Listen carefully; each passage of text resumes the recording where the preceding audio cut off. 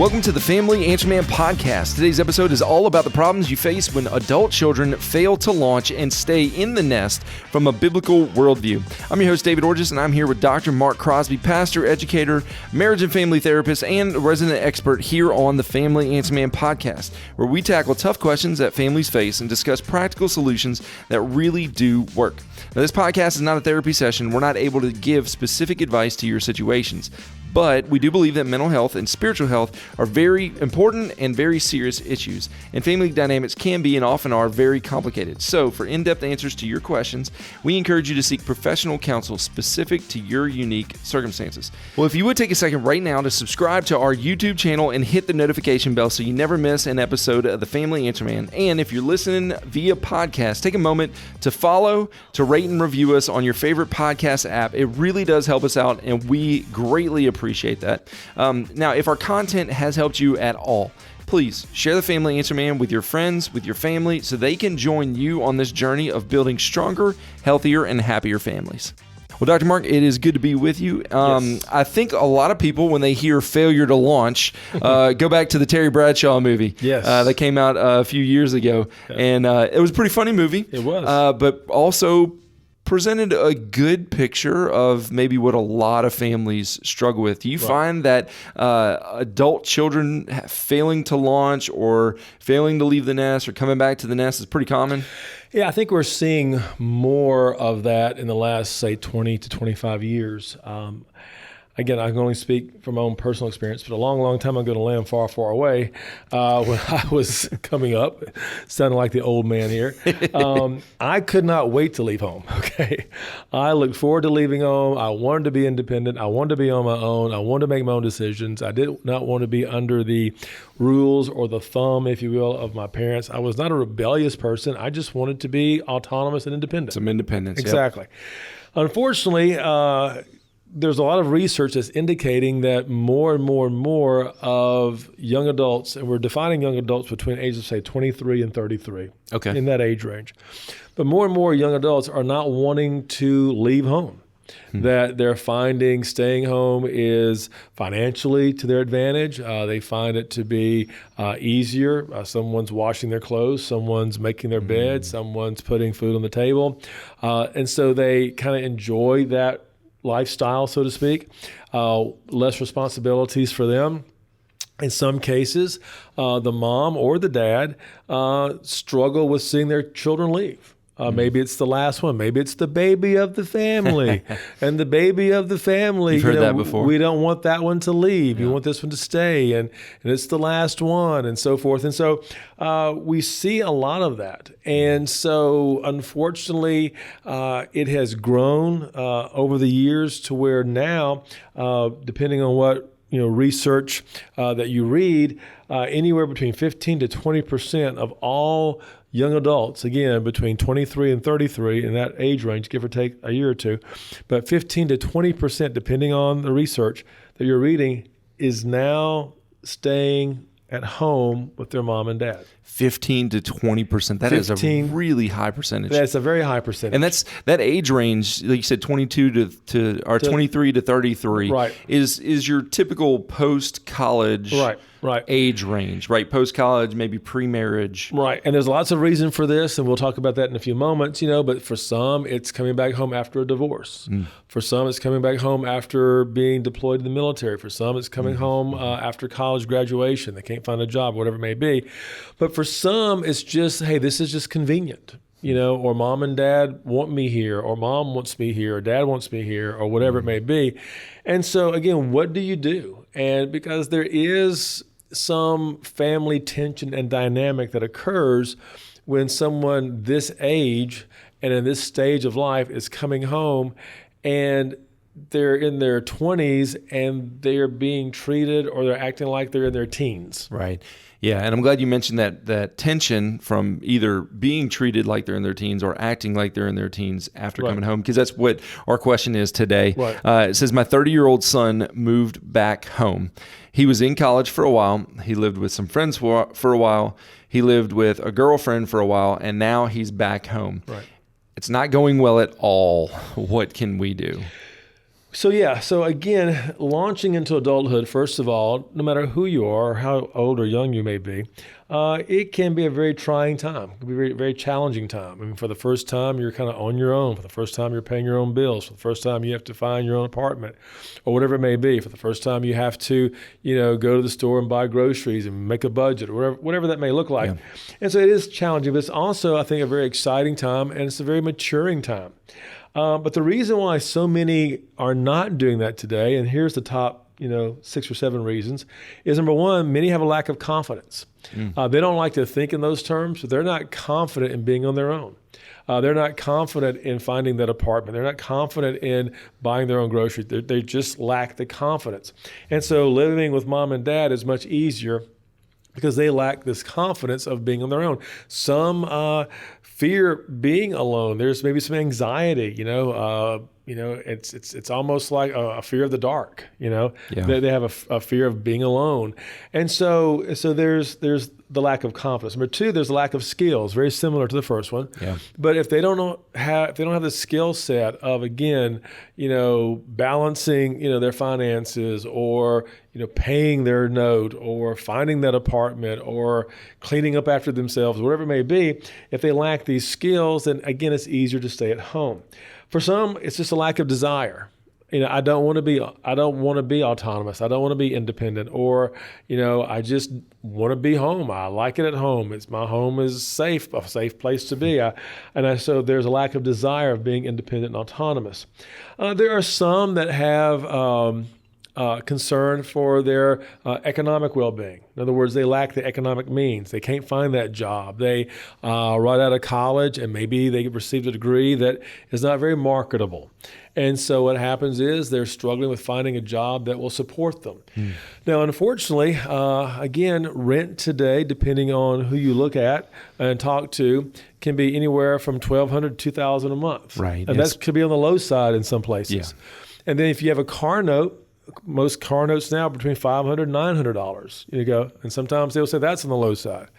And so just your rent and just your car note, you're bumping between $2,500 and $3,000 just for a place to live and a car to drive. You haven't bought the first loaf of bread yet. You're not eating yet. That's right. And so, not to mention gas, insurance, and all the other expenses we could name. And teach your kids to fast. No, exactly. So the point is, for some, it's a lack of economic means. For some, it's just a lack of support, meaning they have not received the encouragement from their parents or from others to, hey, go out and get a job. Go out and live on your own. Hey, you need to be autonomous. Hey, you need to make your way in the world, as they used to say years ago. And for some parents, they are very enabling, and so they're basically not wanting their children to leave. And for some, I guess to sum it all up, it's just a lack of maturity. Again, one of the most mature things that you can do, I'll argue, is learn how to be independent and autonomous as a young adult. Make your own way, pay your own bills, go to work every morning, the whole bit, cook your own meals. So some just lack maturity. And so because of that, that gives them a disadvantage in being autonomous and being independent. Yeah. So again, other factors are this. Number one, parents can be too safe. In other words, it's just easy to be with mom and dad. It's just safer to be with mom and dad. It's just safer to be at home. Some parents are just too safe. Next, some parents can be too enabling. They just enable their kids to want to stay home, to not find that maturity, to not find those skills to be autonomous and independent. Some parents lack boundaries. In other words, their kids are saying, hey, I can't make it. I need to come home. He left me. She walked out. I need to come back. And instead of that parent saying, look, you need to go back and make it right with your spouse. You need to find your own place. How you can come in for the weekend, but by Monday. Right. Some just lack boundaries. And some parents get easily manipulated. There are some young adults who say, if I don't come back home, I'll be living under the overpass. If I don't come back home, I won't be able to eat for the next 3 days. And so some are just some parents are very easily manipulated. And so the question that I get often is this: what's the difference between enabling and helping? That is a great question. Yeah. What is the difference between enabling somebody and helping somebody? And so, because no parent wants to feel like they're enabling, but unfortunately we do. And we enable thinking we're helping. So what's the difference? Enabling is doing something for someone they could do for themselves and they should do. Doing something for someone that they could do for themselves and should do for themselves, but you do it for them instead. Exactly. That's enabling. So enabling is doing something for someone they can do for themselves and they should do for themselves. Helping is doing something for someone they cannot do for themselves. Next, helping is a rare occurrence where gratitude is expressed. Enabling is an ongoing occurrence and it's expected. Ooh, expectation. Yeah. Next, helping is often giving information and assistance in a minimal capacity. Enabling is giving substance which can become abundant over time. In other words, helping is, hey, look, here's a couple of dollars, and just go ahead and do something with that.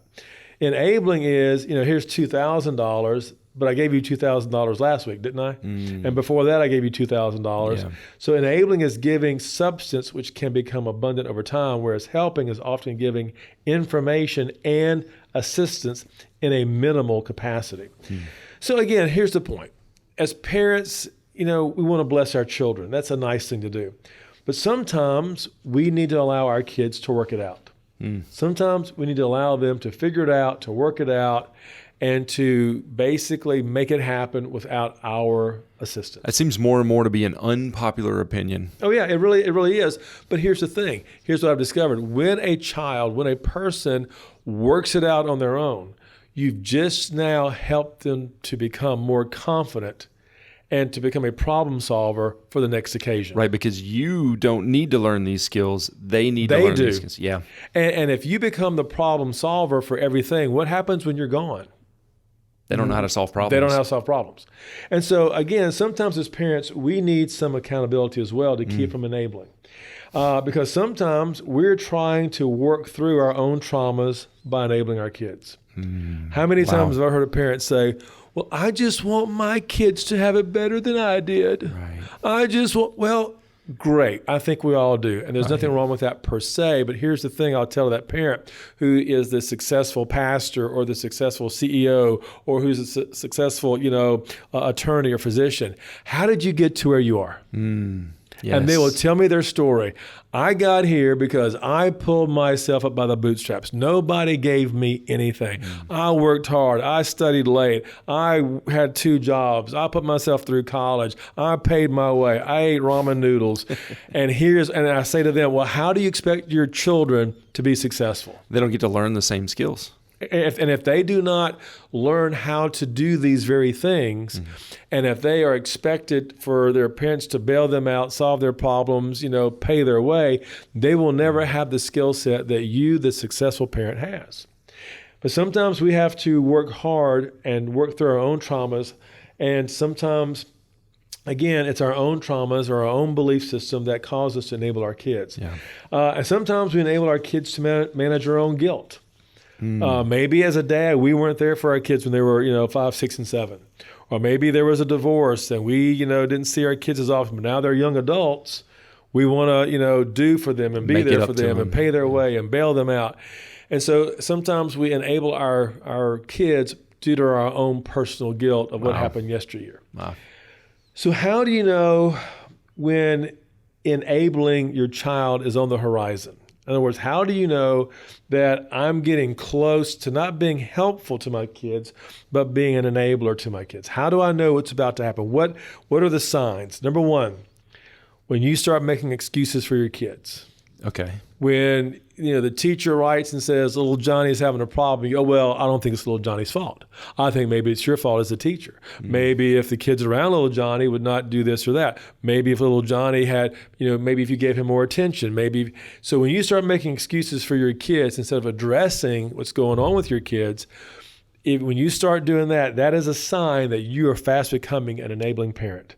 You are making excuses for what little Johnny is doing that is negative and that is disrespectful.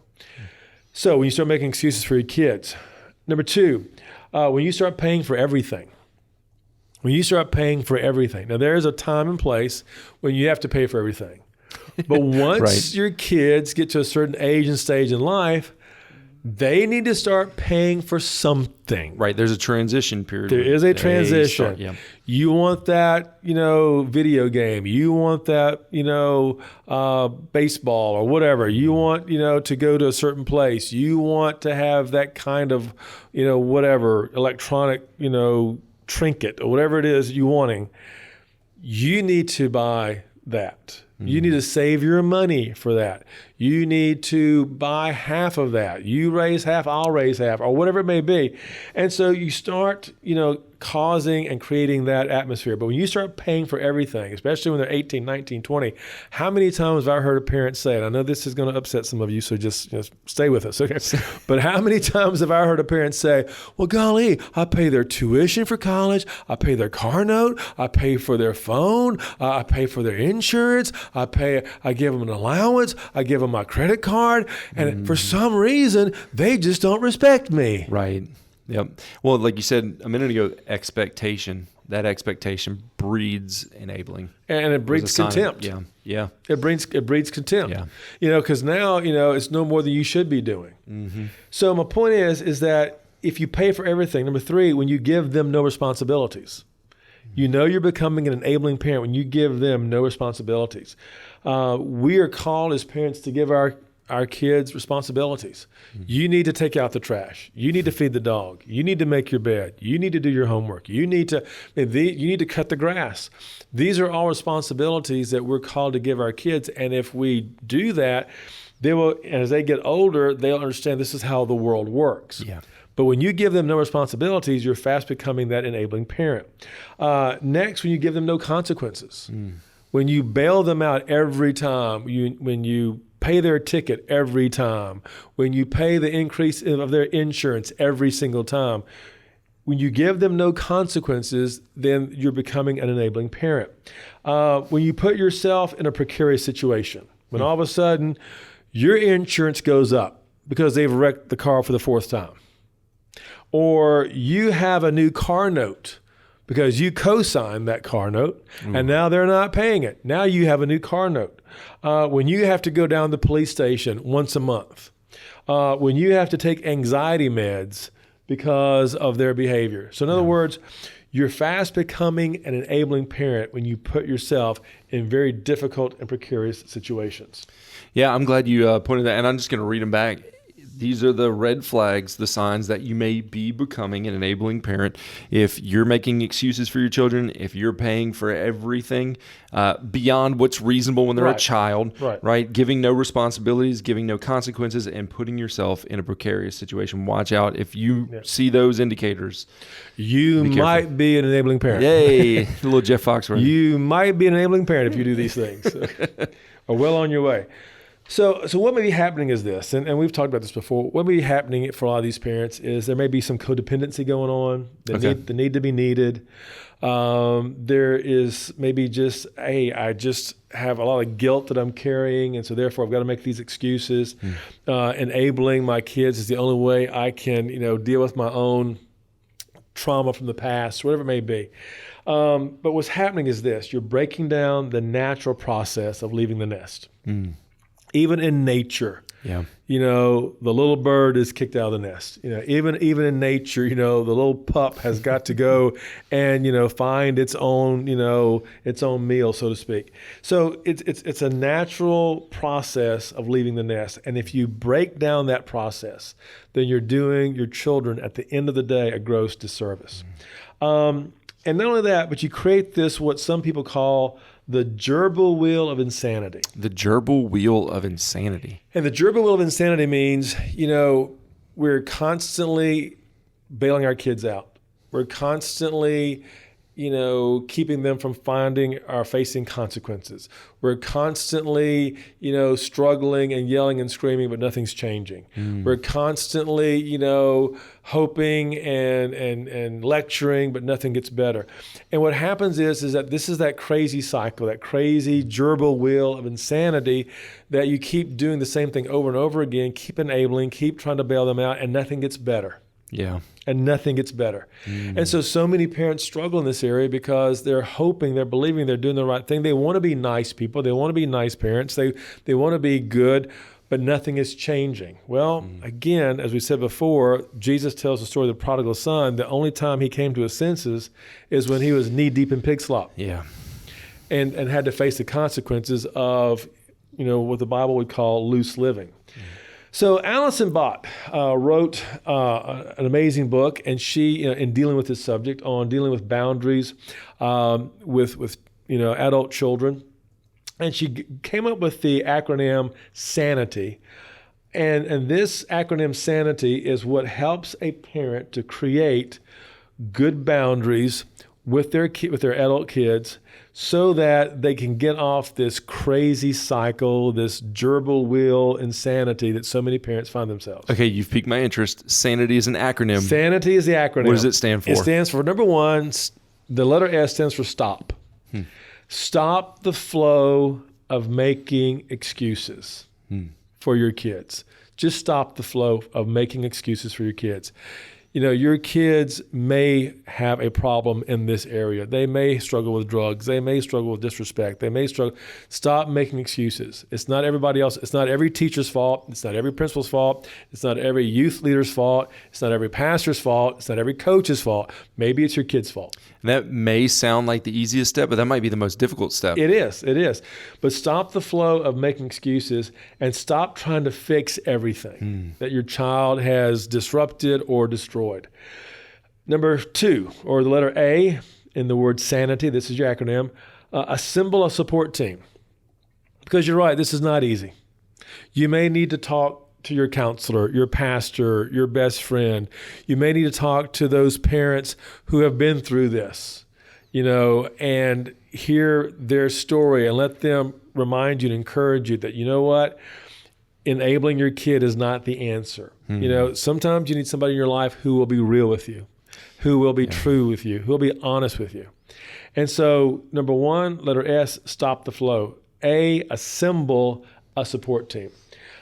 Three, very similar to number one, start nipping the excuses and start nipping the enabling. In other words, you may not be able to stop enabling altogether in every area, but maybe you can stop paying their cell phone bill, especially if they are doing some things that are maybe immoral or even illegal on their cell phone.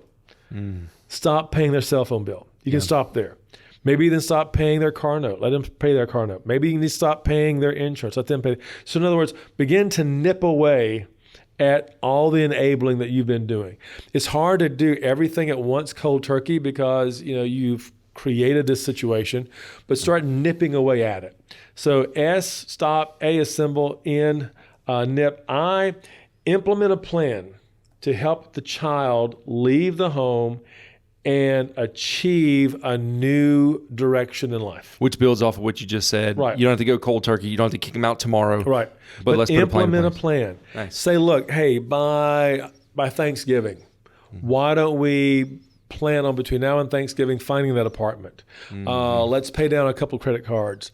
You start taking over your insurance. You start paying your cell phone bill, whatever. Well, plan has it has process and it has steps. It's not just an end date by Thanksgiving, but it's, hey, in the process, so if we know that Thanksgiving's the date, okay, well, what do we need to accomplish? If it's, August, what do we need to accomplish in September, October, November to get you out by then? Exactly. But here's the reality. We all know this. If you don't have a date, if you don't have a plan, if you don't write it down and make it happen, it's not going to happen. It's not going to happen. It's just like the professor says, well, maybe there's a term paper due. I'm not sure when, but, just turn it in one day. But if he says, hey, you have a term paper due in 3 weeks, you start getting on it. Right. And so implement a plan. Number 5, if you're kind of keeping count in this acronym, stop, assemble, nip, implement. The next letter is T. Trust your instincts and trust God's wisdom. In other words, spend some time in the Proverbs. Spend some time in the Psalms. Spend some time in the Word of God. Pray about, and pray for God's direction. Pray for God's wisdom so that you realize, what? We are doing the right thing here. Yeah. We are doing our child a better service by allowing them to fend for themselves, be responsible, leave the nest, if you will, because that's what they are called to do. And that's what we're called to do as parents. Yeah. Our job as parents is not to keep our kids for the rest of their life. That's absolutely right. Our job is to give them the abilities they need to launch into the world. The next letter is yield. Yield it all to God. So here's your acronym: stop, assemble, nip, implement, trust, and yield it all to God. In other words, keep God involved, keep God invested, keep God informed, if you will, if you want to use that word, as to what's going on. God, I need you. God, here's where I am. God, here's where I'm struggling. God, here's what I need from you. Here's the backbone. Here's the strength. And so again, this is important to note. The truth is, enabling parents need to fix many times their own guilt. Yeah. Enabling parents many times need to fix their own trauma.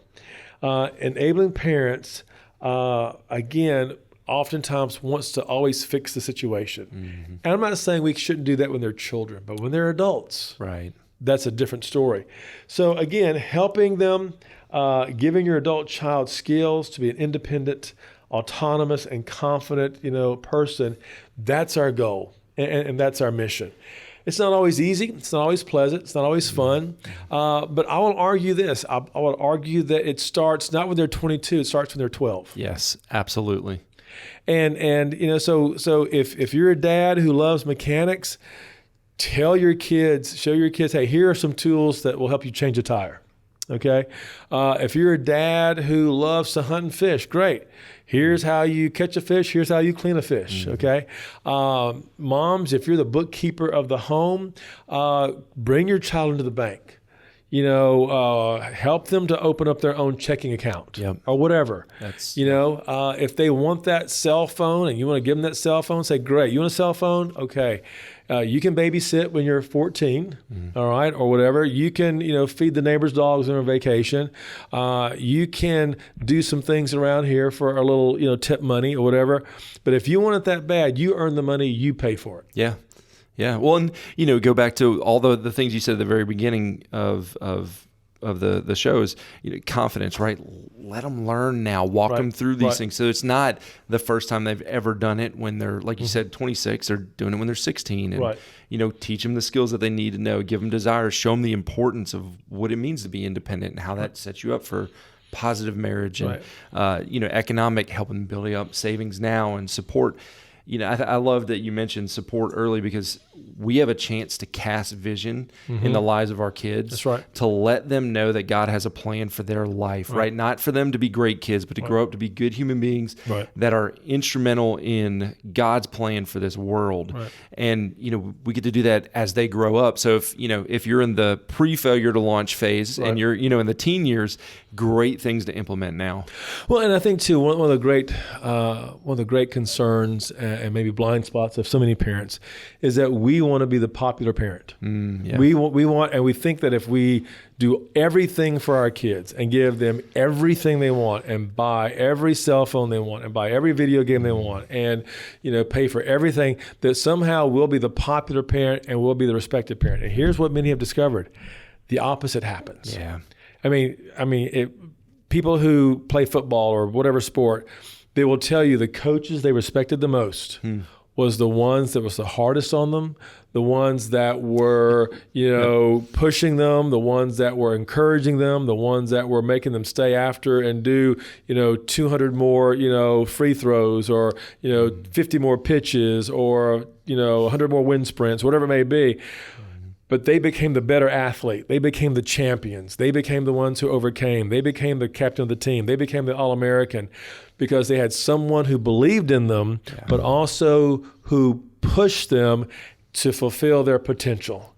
And they became the coaches that 10 years, 20 years, 30 years later, that athlete looks back and goes, that coach changed my life. Yes, indeed. That coach made me a champion. Yeah. So it is with parenting, because I will argue this. The Bible makes it real clear that, train up a child, coach a child in the way they should go. And when they're older, they won't depart from it. We as parents are to be the trainers, the coaches of our kids. Well, there you have it from the Family Answer Man. We're glad that you joined us today. Thanks again to the incredible people at Winter's Air and Days Smokehouse for underwriting today's show. And as always, this is not a therapy session, and we do encourage you to seek professional advice for specific specific answers to your questions, but we hope that this episode of the Family Answer Man will encourage you and inspire you to make changes that will lead to a stronger, healthier, and happier family.